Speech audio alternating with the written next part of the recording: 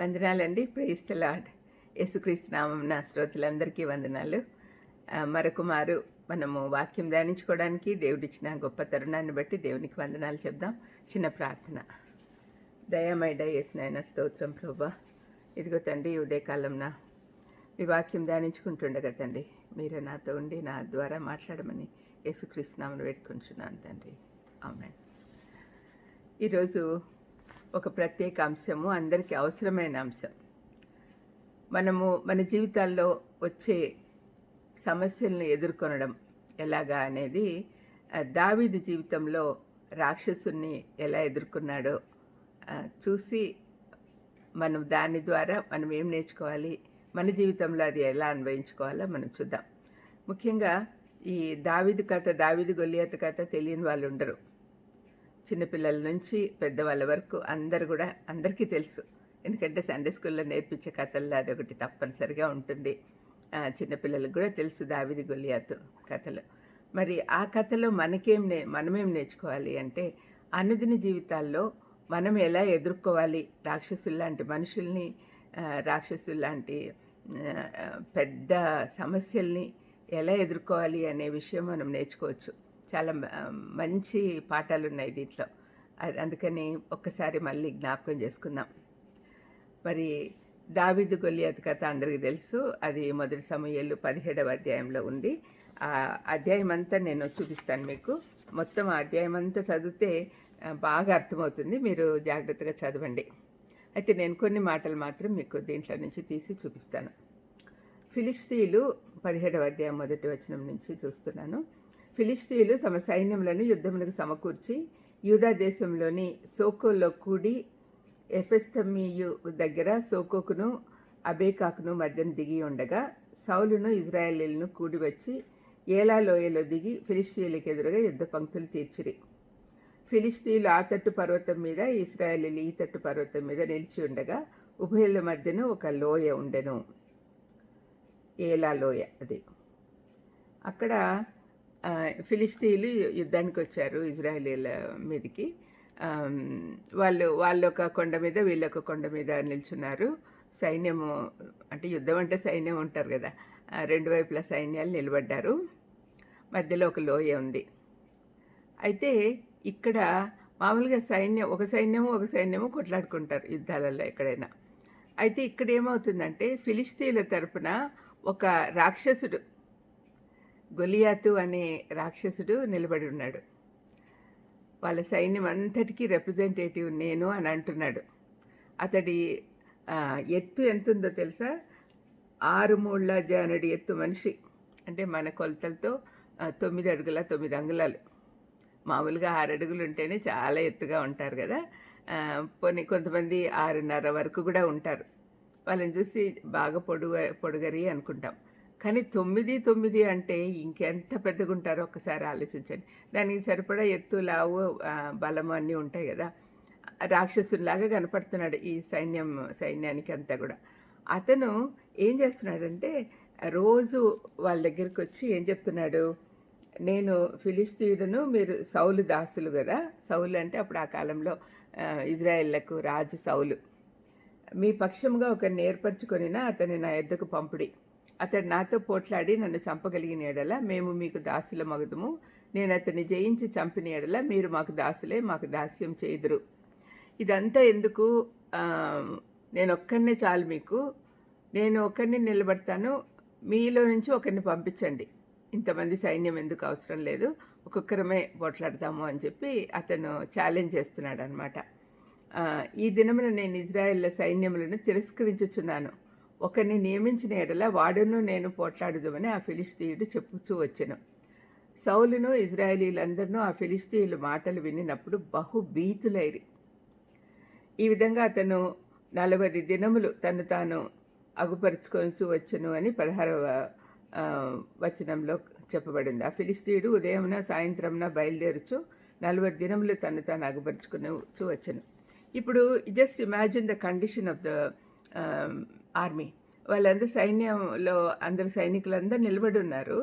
రోజు వచ్చేది పొద్దునుంచి సాయంత్రం వరకు, మీలో ఒకరిని నాతో పోట్లాడడానికి పంపించమని భీకరాకృతి పెట్టుకొని నిలబడుతూ ఉన్నాడు. అట్లా 40 రోజులు జరిగింది. మరి వీళ్ళందరూ ఎందుకు భయపడుతున్నారు? యాక్చువల్‌గా ఎవరినైనా ఒకరిని పంపించమంటే ఎవరు పోయేదానికి సిద్ధంగా ఉండాలి? ఫిలిష్తీయుల తరపున ఒకడొచ్చాడు. మరి ఇజ్రాయేళ్ల తరపున ఒకడు పోవాలి అంటే అందరికంటే శక్తిగలవాడెవరు? రాజు. సౌలు ఉండాల్సిందే. కానీ సౌలు యొద్ద నుండి దేవుని ఆత్మ వెళ్ళిపోయింది.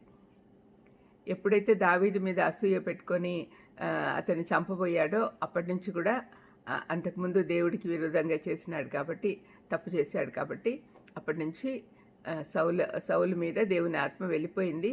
అతనికి తెలిసింది అది. సమూయేలు వచ్చి నువ్వు దేవునికి విరుద్ధంగా చేస్తున్నావు, దేవుడు ఏమీ శత్రువుల దగ్గర నుంచి తీసుకోవద్దంటే నువ్వు పశువులు ఇవన్నీ తీసుకొచ్చుకున్నావని అంతకుముందు యుద్ధంలో చెప్పింటాడు. దేవుడు కోరుకునేది బలులు కాదు, విధేయత కావాలి అని కూడా చెప్తాడు. అప్పటి నుంచి ఈ సమూయేలుకు వేరే వాడిని చూడమని చెప్పి దేవుడు చెప్తాడు. అప్పుడు దావీదుని ఎన్నుకుంటాడు. ఇదంతా స్టోరీ మీరు ముందు చదివితే అర్థమవుతుంది, మొదటి సమూయేలు మొదటి నుంచి చదివితే. సరే, ఇక్కడ ఏమవుతుంది? సౌలు రిప్రజెంటేటివ్గా పోవాల్సింది. సౌలు దేవుని ఆత్మ లేనివాడు అయ్యాడు కాబట్టి భయం వచ్చేసింది. ఎప్పుడైనా దేవునితో మనం లేకుంటే భయం వస్తుంది. ఇప్పుడు మనము ఆ రాక్షసుని స్థానంలో మన సమస్యలను పెట్టుకుందాం. సమస్యలు లేని వాళ్ళు ఎవ్వరు లేరండి ఈ లోకంలో. అయితే ఆ సమస్యలు మనము ఎక్కువ చేసుకుంటున్నాం భయంతో. విశ్వాసం తగ్గిపోయే కొద్దీ భయం ఎక్కువ అవుతుంది. ప్రతి జీవితంలో సమస్యలు ఉంటాయి. A problem is a problem when you think of it as a problem. సమస్యగా తీసుకొని దాన్ని కొండంతగా చేస్తున్నాం. ఎప్పుడైతే మనం ప్రయాసపడి భారం మోసుకుంటున్న సమస్త జనులారా నా యొద్దకు రండి, నేను మీకు విశ్రాంతి ఇస్తానని చెప్పిన మా దేవాది దేవుడు మన పక్షంగా ఉండగా మనం ఎందుకు భయపడాలి? భయము మన మీదకి వచ్చింది అంటే మనకు విశ్వాసం లేనట్టే. ఈ సమస్య వీళ్లకు ఫిలిస్తీయుల సమస్య, ఆ ఫిలిస్తీయుడి సమస్య 40 రోజులు వరుసగా పొద్దునుంచి సాయంత్రం వరకు. మీరు ఒక్క క్షణం ఆలోచించండి, మీ జీవితంలో సమస్యలు ఎన్ని రోజుల నుంచి సహిస్తూ ఉన్నారు, భరిస్తూ ఉన్నారు. ఎన్నో సమస్యలు ఉంటాయి, కానీ దాన్ని అలాగే భరిస్తూ దేవుని మీద భారం వేయకుండా ఉంటే అది ఫిలిస్తీన్ లాగా రోజు మనల్ని విసిగిస్తూనే ఉంటుంది. ఇక్కడ చూడండి తర్వాత ఏమైంది. ఇప్పుడు ఈ సీన్లోకి దావీదు వస్తాడు. దావీదు యెషై కుమారుడు. యెషైకి 8 మంది కుమారులు ఉంటే వాళ్ళలో మొదటి 3 యుద్ధానికి వచ్చారు. 4వ వాడు దావీదు. యెషై ఏం చేశాడంటే తన కుమారుల కోసం 10 రొట్టెలు 10 జున్నుగడ్డలు తీసుకొని పోయి వారి సహస్రాధిపతికి ఇవ్వము, వాళ్ళు ఎట్లున్నారో ఒకసారి చూసి రమ్మని చెప్పి దావీదును పంపించాడు. దావీదు ఎంత చక్కగా తన రెస్పాన్సిబిలిటీ ఏంటి? గొర్రెలు కాసుకునేవాడు. కానీ తండ్రి పని చెప్పంగానే గొర్రెలన్నీ ఇంకొక గొర్రెల కాపరికి అప్పచెప్పి ఎంత జాగ్రత్త చూడండి. తన గొర్రెలు మళ్ళీ ఏం అవ్వకూడదు కదా, దాన్ని జాగ్రత్త చేసి ఇక్కడికి వచ్చాడు. దండులోకి రాగానే వాడికి ఆ చిన్నపిల్లోడు ఒక 15-16 year old అతను వాళ్ళ నాన్న పంపించినవన్నీ అక్కడ పెట్టి పరిగెత్తిపోయి యుద్ధం చూడడానికి వాడికి ఆశ అనమాట. చూడ్డానికి పరిగెత్తాడు. అప్పుడు ఉన్నప్పుడు ఆ ఫిలిస్తీయుడు ఉన్నాడు అక్కడ. ఇట్లా అంతా మాట్లాడుతున్నాడు, దేవుణ్ణి తిరస్కరిస్తున్నాడు, ఇజ్రాయెల్ సైన్యాల్ని తిరస్కరిస్తున్నాడు. ఇవన్నీ చూసి అతను ఏమంటున్నాడు, అతన్ని చంపితే ఏమొస్తుంది, మనకు ఏం బహుమతి వస్తుంది అని అడుగుతున్నాడు. అక్కడ రాజు డిక్లేర్ చేశాడనమాట, ఎవరైనా ఈ ఫిలిస్తీన్ని చంపితే నా కూతుర్నిచ్చి పెళ్లి చేస్తానని చెప్పాడు. ఆ మాట దావీదు విన్నాడు. ఆ తర్వాత నేను చంపుతాను అని చెప్పి అక్కడ ఇతను ఎదుర్కొంటున్న ఫిలిస్తీన్ని బట్టి ఏమంటున్నాడంటే, ఏమి ఇజ్రాయెల్ దేవుడు ఇంత గొప్పవాడు కదా, అతని మీదికి ఇజ్రాయెల్ మీదికి ఈ సున్నతి లేని ఫిలిస్తీయుడు వచ్చి ఇలాగ మాట్లాడుతుంటే మీరందరూ చూస్తూ ఊరుకున్నారా? నేనైతే చూస్తూ ఊరుకోలేనని చెప్పి చెప్తూ ఉన్నాడనమాట. ఈ మాటలు ఇట్లా చెప్తున్నాడని సౌలు దగ్గరికి ఒక అతను సేనాధిపతి వెళ్ళి చెప్పినప్పుడు సౌలు అతన్ని తీసుకురమ్మని చెప్పి అతనితో మాట్లాడతాడనమాట. 33 నుంచి మీరు చదివితే సౌలు అంటున్నాడు, ఈ ఫిలిస్తీన్ ఎదుర్కొని వానితో పోట్లాటకు నీకు బలం చాలదు, నువ్వు బాలుడవు. అతనైతే చిన్నప్పటి నుంచి యుద్ధ అభ్యాసం చేసిన వాడు, అతనితో నువ్వు పోరాడలేవు అని చెప్పాడు. మనకు కూడా అలాగే చెప్తూ ఉంటారు కదండి, మన సమస్యలు నీకు చాలా ఎక్కువ, నువ్వు అసలు యూ కాంట్ ఫేస్ దెమ్ అని పక్కన మనుషులు చెప్తూ ఉంటారు, సైతాన్ కూడా చెప్తూనే ఉంటాడు. అతను అయితే దావీదేమంటున్నాడు, నేను నా తండ్రి గొర్రెలను కాస్తున్నప్పుడు సింహము ఎలుగుబంటి వచ్చి వాటిని తీసుకుపోవాలని ప్రయత్నం చేసినప్పుడు నేను దానిలను ఎదుర్కొని చంపేశాను. ఇప్పుడు సింహం యొక్క బలం నుండి ఎలుగుబంటి బలం నుండి రక్షించిన యెహోవా ఈ ఫిలిష్తీయుని చేతిలో నుండి కూడా నన్ను విడిపించునని చెప్పాను. అందుకు సౌలు, పొమ్ము, యెహోవా నీకు తోడుగా ఉండునుగాక అని దావీదుతో నేను. ఇది 37వ వచనంలో చూస్తున్నాం. ఆ తర్వాత సౌలు అతనికి కవచము, యుద్ధ సామాగ్రి అన్నీ వేస్తే, ఇవన్నీ నా చేత కాదు, బరువు నేను మోయలేను అని చెప్పి, నాకేం వద్దని చెప్పి వెళ్ళిపోతాడు. వెళ్ళిపోయి ఆ ఏలా లోయలోకి దిగి కొన్ని 5 రాళ్ళు తీసుకుంటాడు, గులకరాళ్ళు తీసుకొని తనది రాళ్ళతో కొట్టేది చిక్కంలో ఉంచుకున్నాడు. చిక్కం అంటారు కదా, ఒక క్యాటపుల్ట్ అంటారు ఇంగ్లీష్లో. ఒక చిన్న వి షేప్ కర్ర ఉంటుంది, ఆ కర్రకు రబ్బరు తాళ్ళు కట్టి ఉంటాయి. దానిలో చివర రాయి పెట్టుకొని వాళ్ళు ఇసిరేస్తారనమాట. పిల్లలకి బాగా అలవాటు అది తీసుకొని బయటకు వస్తాడనమాట. అది చూస్తే దావీదు చాలా అందంగా ఉంటాడు, చిన్నపిల్లాడు. అతన్ని చూసి ఫిలిస్తీయుడు ఎగతాళి చేస్తాడు. నేనేం నీ కుక్కని అనుకున్నావా, రాళ్ళు తీసుకొని వచ్చినావు కొట్టడానికి అని ఎగతాళి చేస్తాడు. ఎగతాళి చేస్తే అప్పుడు 45 నుంచి మాట్లాడుతున్నాడు దావీదు. నువ్వు కత్తియు, ఈటయు, బల్లెంను ధరించుకొని నా మీదకి వచ్చుచున్నావు. అయితే నువ్వు తిరస్కరించిన ఇజ్రాయేలీల సైన్యములకు అధిపతి యెహోవా పేరట నేను నీ మీదకి వస్తున్నాను. నువ్వేమో బల్లెము అవన్నీ పెట్టుకొని ఉన్నావు, డాలు అవన్నీ, కానీ నేను మాత్రం యెహోవా పేరట నీ మీదకి వస్తున్నాను అని చెప్తున్నాడు. ఈ దినమున యెహోవా నిన్ను నా చేతికి అప్పగించును, నేను నిన్ను చంపి నీ తల తెగవేతును. ఇజ్రాయేలులో దేవుడున్నాడని లోక నివాసులందరూ తెలుసుకున్నట్లు నేను ఈ దినమున ఫిలిస్తీయుల యొక్క కళేబరములను, ఆకాశ పక్షులకును, మృగములకును ఎత్తును.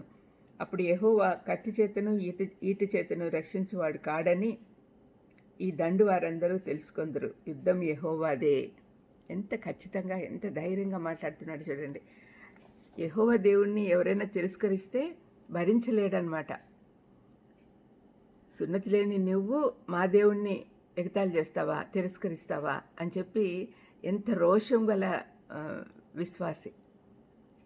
ఈనాడు ఎంతమంది ఎన్ని మాటలు అంటున్నారు యేసు ప్రభుని, అయినా మనం ఏమి నోరు తెరుస్తున్నామా? భయం ఏం చేస్తారో. అలాంటి భయము దావీదులో లేదు. మనం ఎప్పుడైనా ఏ సమస్య వచ్చినా కూడా మా దేవుడు ఉన్నాడు అని సాక్షిగా నిలబడేదానికి మనం సిద్ధంగా ఉండాలి. దావీదు ఎంత ధైర్యంగా రాక్షసుని ఎదుర్కొని దానికి పోతున్నాడు. ఎవరి పేరట? యెహోవా పేరట. మనం క్రీస్తు నామమున అద్భుతాలు చేయగలం. యేసుప్రభుని మనం కలిగి ఉంటే ఎటువంటి యుద్ధాలనైనా గెలిచే శక్తి దేవుడిస్తాడు. Victory is ours when Christ is with us. క్రీస్తులోనే విజయం ఉంది. మరి ఆ విషయం మనం ఎప్పుడు మర్చిపోతూ ఉన్నాం, అందుకనే భయం వేస్తూ ఉంటుంది. మరి ఆ ఫిలిస్తీయుడు లేచి దావీదుని కలియుటకే అతనికి ఎదురుగా దావీదు వాడిని ఎదుర్కొంటూ సైన్యం తట్టు త్వరగా పరిగెత్తిపోయి, ఎంత ఎంతూజియాజం చూడండి. అంటే తన పని చాలా భయంకరమైన పని ఎదుర్కోబోతున్నాడు, భయంకరమైన రాక్షసుని ఎదుర్కోబోతున్నాడు, కానీ స్లోగా వెళ్ళట్లా, పరిగెత్తిపోతున్నాడు. ఎంత ఎంతూజియాజం చూడండి. ఒక రాయితో కొట్టంగానే అతన్ని చంపేశాడు. తర్వాత అతని తల తీసుకెళ్ళి సౌలుకి అప్పచెప్తాడు. ఇది మనకు అందరికీ తెలిసిన స్టోరీ. దీంట్లో మనం ఏం నేర్చుకోవాలి అనే విషయాలు ఇప్పుడు మనము చూద్దాం. ఎందుకంటే బైబిల్లో ఉండే విషయాలన్నీ ఊరికే రాయలేదండి, కథలు కానీ అది జరిగిన విషయాలే. కానీ ఈ చరిత్రలో జరిగిన విషయాలు ముఖ్యంగా దావీదు జీవితంలో ఆ ఫిలిస్తీన్ని ఎలా ఎదుర్కొన్నాడు అనే సంగతి ద్వారా మనము మన జీవితంలో ఎలాంటి రాక్షసుల్లాంటి సమస్యలు ఉన్నా కూడా ఏ విధంగా ఎదుర్కోవచ్చు అనే విషయాలు మనం నేర్చుకుందాం. ఎందుకంటే క్రైస్తవ జీవితంలో ఎప్పుడు కూడా యుద్ధాలు ఉంటూనే ఉంటాయి. ఎప్పుడు కూడా యుద్ధాలు మనమే పోరాడాలి. వ్యక్తిగతంగా each one has to fight. మనకెందుకు యుద్ధం యెహోవాదే అని చెప్పి యెహోవా మీద భారం వేసి మనం ముందుకు సాగితే మనం ఎటువంటి యుద్ధాలైనా చేయగలం. గొలియాతు సవాల్ చేస్తుంటే ఇజ్రాయేలీల ప్రతినిధిగా రావాల్సిన సౌలు భయపడుతూ ఉన్నాడు.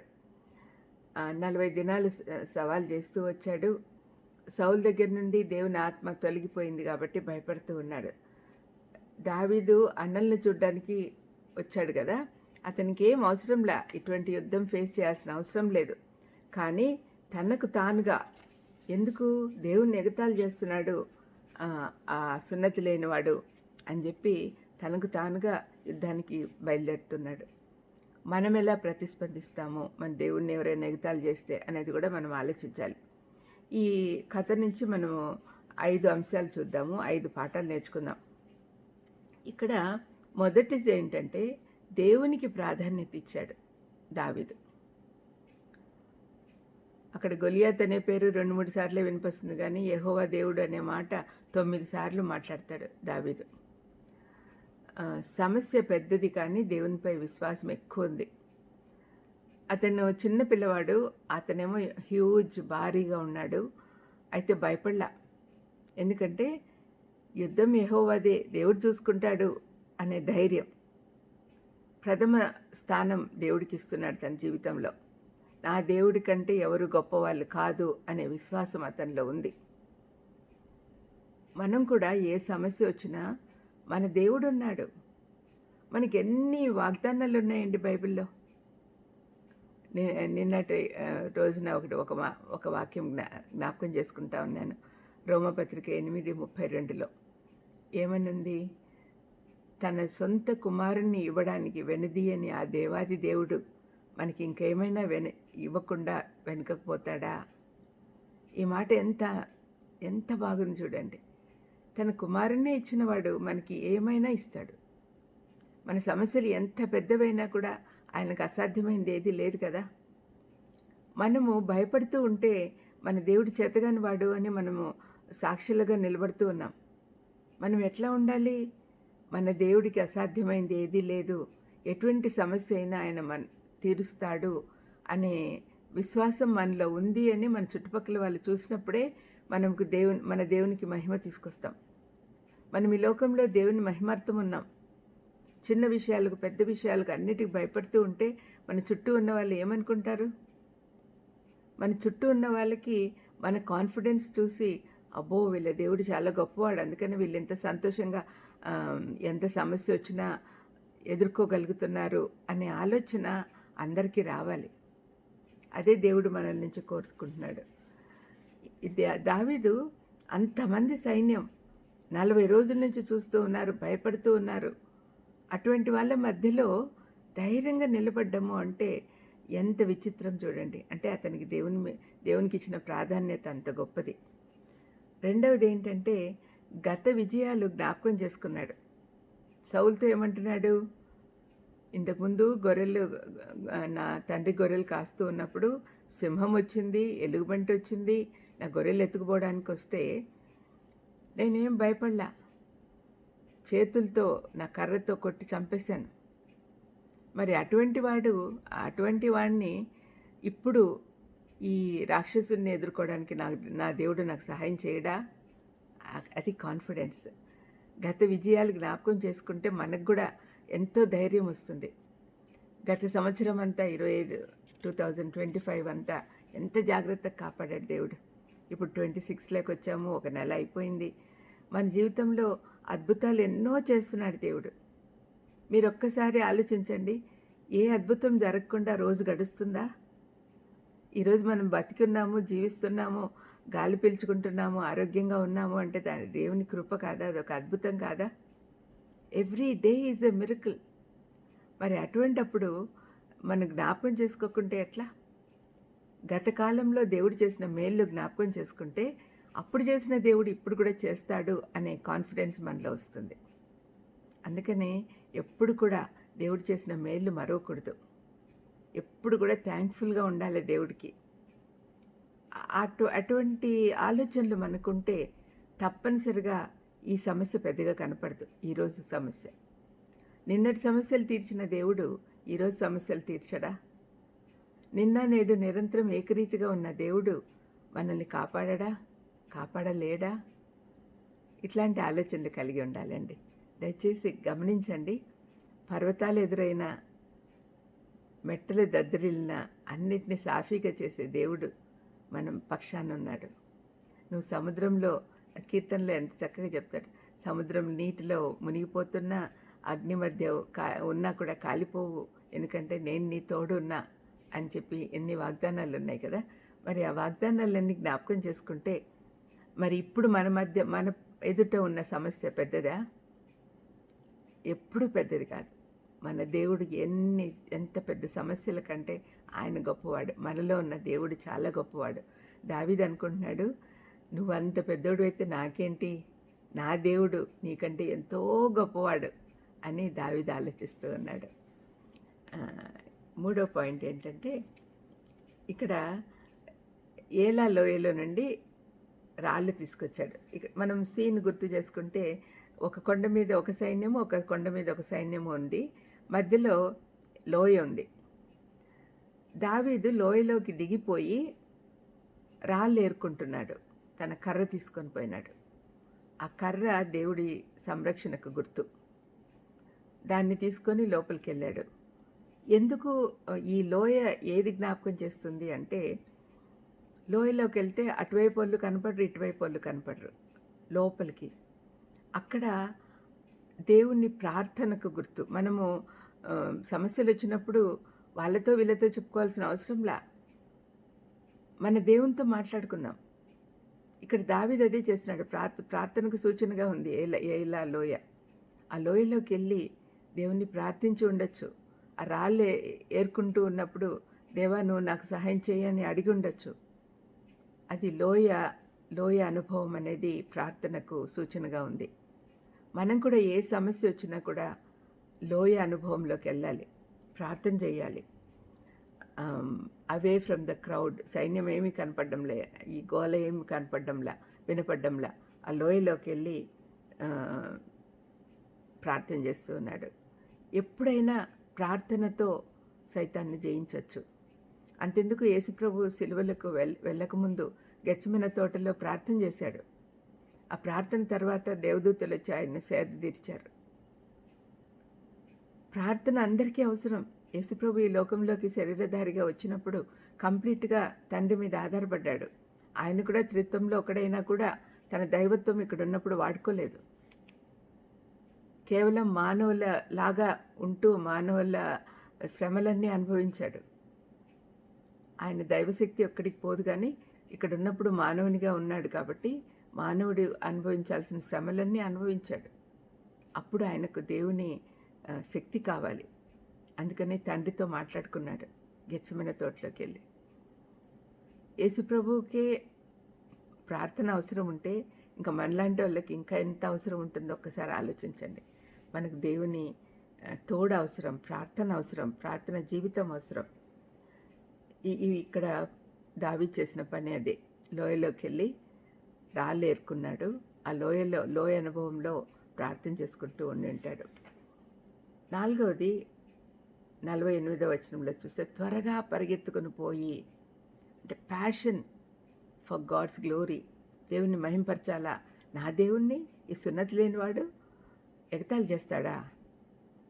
నేను చూపిస్తా వాడికి నా దేవుని శక్తి అని ప్యాషన్తో పరిగెత్తిపోతూ ఉన్నాడు. మనలో చాలామంది లూక్వామ్ క్రిస్టియన్స్ ఉన్నారు. పేరుకు మాత్రమే, నామకే వాస్తే క్రిస్టియన్స్. వాళ్ళల్లో ఎలాంటి ఎంతూజియాజం కనపడదు. ఏదో ఆదివారాలు చర్చికి వెళ్తున్నాం అంతవరకే. అటువంటి ఆలోచన ఉంటే మనం ఎలాంటి సమస్యలు ఎదుర్కోలేమండి. దావీదులాగా పరిగెత్తాలి, దేవుని పని కోసం పరిగెత్తాలి, దేవుని కోసం పరిగెత్తాలి. ప్రకటన గ్రంథంలో మొదటి అధ్యాయాలలో సంఘాల గురించి చెప్తున్నప్పుడు ఎఫెసీ సంఘం గురించి దేవుడు నులివెచ్చగా ఉన్నావు నువ్వు, అట్లాగా ఉంటే నేను నా నోట్ల నుంచి ఉమ్మేస్తానని చెప్పాడు. మరి నులివెచ్చనితనం తీసేసి మనం కూడా ఎంతూజియాజంతో పరిగెత్తాలి దేవుని సన్నిధికి. ఏ కష్టం వచ్చినా, ఏ నష్టం వచ్చినా మనము మనకుండేది ఎవరు? దేవుడే కదా! ఇహలోకపరమైన అధికారులు కానీ, నాయకులు కానీ మనకి ఏమీ సాయం చేయలేరు. కేవలం దేవుని వైపు చూస్తూ దేవుణ్ణి ఆశ్రయిస్తే తప్పనిసరిగా ఆయన సహాయం చేస్తాడు. త్వరగా పరిగెత్తుకుని పోయి. అయితే ఇక్కడ 5వ పాయింట్ ఏంటంటే 5 రాళ్ళు ఎందుకు తీసుకున్నాడు? యాక్చువల్గా అక్కడ కావాల్సింది ఒక్క రాయే కదా. దీనికి 2 రకాల ఎక్స్ప్లెనేషన్స్ ఉన్నాయి.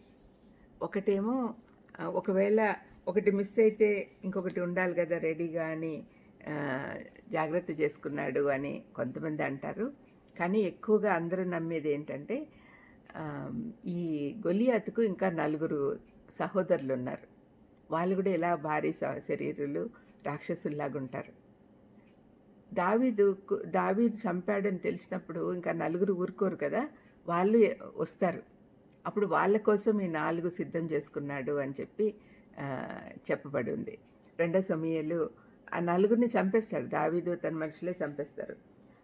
2 సమూయేలు 21లో 15 నుంచి 22 వరకు మీరు చూస్తే దాంట్లో 4 చంపినట్లుగా రాయబడి ఉంది.